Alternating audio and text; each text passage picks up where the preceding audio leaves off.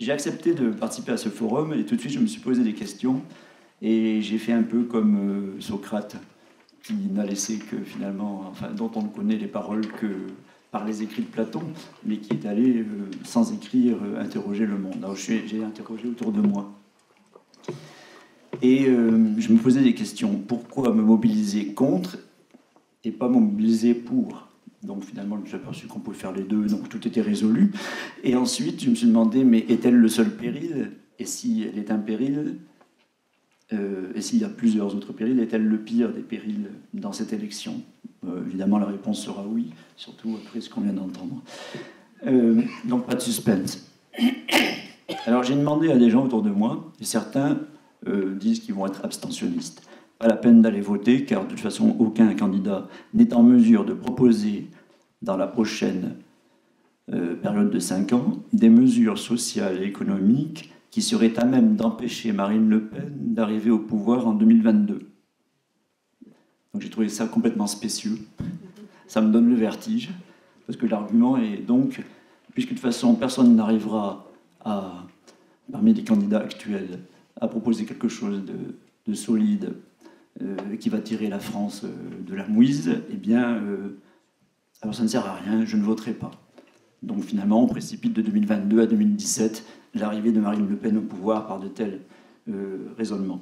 Il y a aussi des copains qui, depuis quelques années, après 2002, après avoir été chaudés, avoir voté jadis Chirac, disent que maintenant, c'est des copains de gauche bien sûr, qu'en cas de deuxième tour Fillon-Le Pen, eh bien finalement ils s'abstiendraient.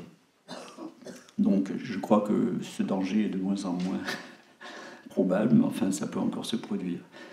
Tout ça avec l'idée qu'il y aurait une dédiabolisation, que ma foi finalement, si Marine Le Pen arrive au pouvoir, ça serait une sorte de purge.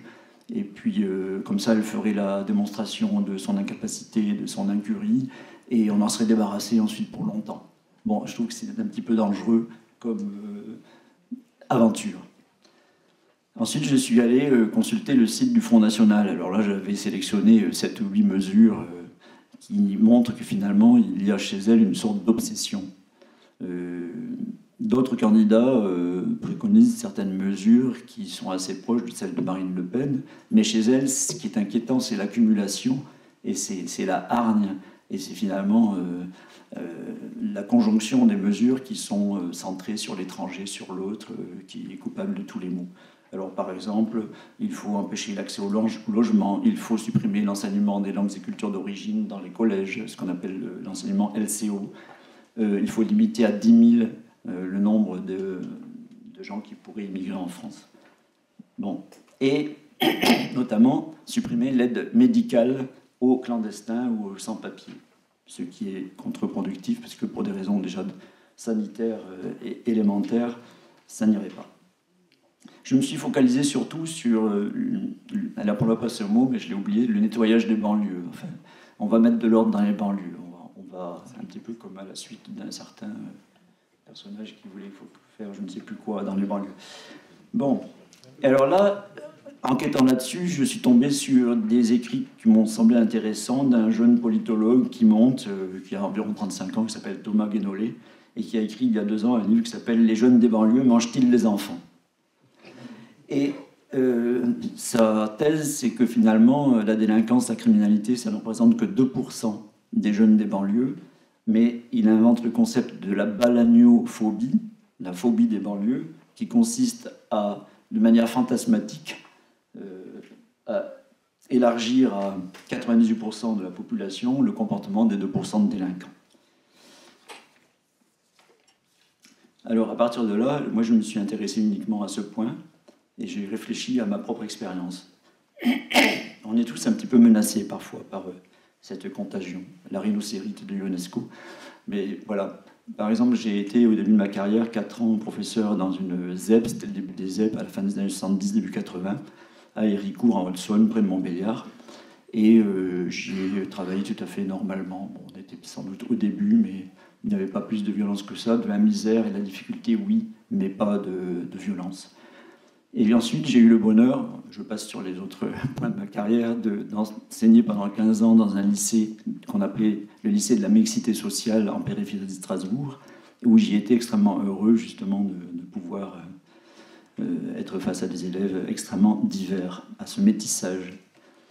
Mais petit à petit, comme beaucoup de collègues, montait en puissance l'éducation prioritaire en France, et je pense qu'on était nombreux, de tous bords confondus, à avoir peur de l'éventualité de se retrouver un jour professeur en zone d'éducation prioritaire, parmi ce que d'autres ont appelé les sauvageons, vous voyez, avec toutes les images qui sont véhiculées, etc. La peur d'un jour de devoir aller enseigner là-bas.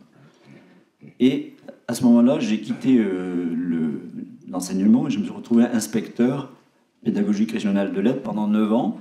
Et je n'ai pas arrêté pendant ces 9 ans-là de circuler dans tous les collèges réputés difficiles et abandonnés de la République, dans l'Académie de Strasbourg.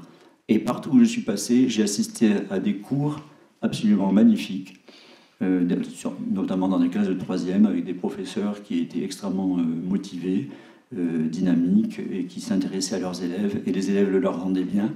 Et ils manifestaient en cours ce qu'on peut appeler la libido sciendi, c'est-à-dire ce désir passionné d'apprendre, de savoir. Vous savez, quand un élève saute parce qu'il a la réponse. J'ai déjà 5 minutes ?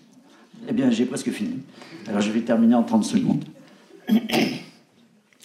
Donc, après cette expérience, je voudrais conclure sur le fait que, d'accord, Marine Le Pen n'a plus le monopole de la dénonciation du système, mais si on la compare à la plupart de ses concurrents, c'est elle qui a l'attitude la plus primaire, la plus éruptive, la plus hargneuse et la plus obsessionnelle. Pour cela, il faut lui préférer n'importe quel autre candidat. Nous ne sommes pas cernés, ni de l'intérieur ni de l'extérieur, nous ne sommes pas assaillis, et ce ne sont pas les soins prodigués à quelques milliers de malheureux qui frappent à nos frontières, qui grèvent les comptes de la République. C'est plutôt le vol éhonté de la richesse produite par les nantis, le vol éhonté par les nantis de la richesse produite. Merci.